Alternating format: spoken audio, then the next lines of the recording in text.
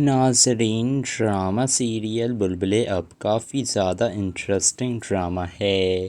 آنے والی ایپیسوڈ میں آپ دیکھیں گے اب یہاں پر ماں جی کافی زیادہ پریشان تھیں کیونکہ انہوں نے خوبصورت کے ہاتھ میں انگوٹھی دیکھ لی تھی اور وہ نبیل سے کہہ رہی تھیں کہ یہ نا تمہاری بیوی نے مجھ سے میری انگوٹھی چھین لی ہے، وہ بھی سونے کی انگوٹھی تھی۔ یہ سن کر نبیل کہتا ہے خدا کا خوف کریں ماں جی، سونے کی انگوٹھی اور یہ شخص دے گا آپ کو، اس نے زندگی میں آپ کو کبھی پلاسٹک کا لوٹا لا کر نہیں دیا۔ جس کے بعد ماں جی فیصلہ کر لیتی ہیں کہ وہ کچھ ایسا کریں گی جس کے بعد خوبصورت ان کی ہر بات ماننے کی۔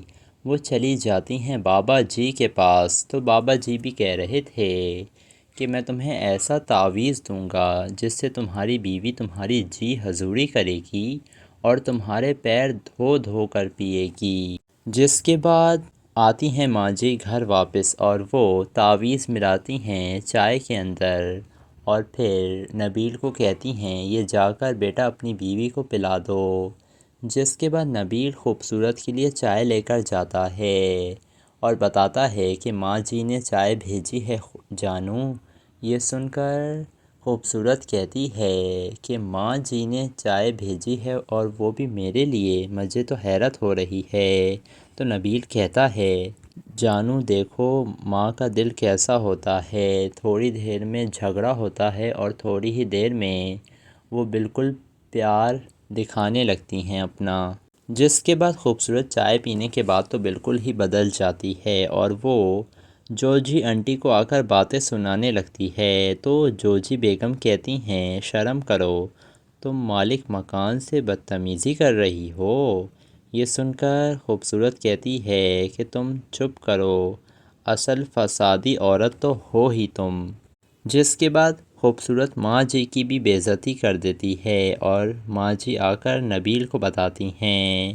تو نبیل کہتا ہے اس عورت کی اتنی جرأت کہ وہ میری ماں کی بے عزتی کرے۔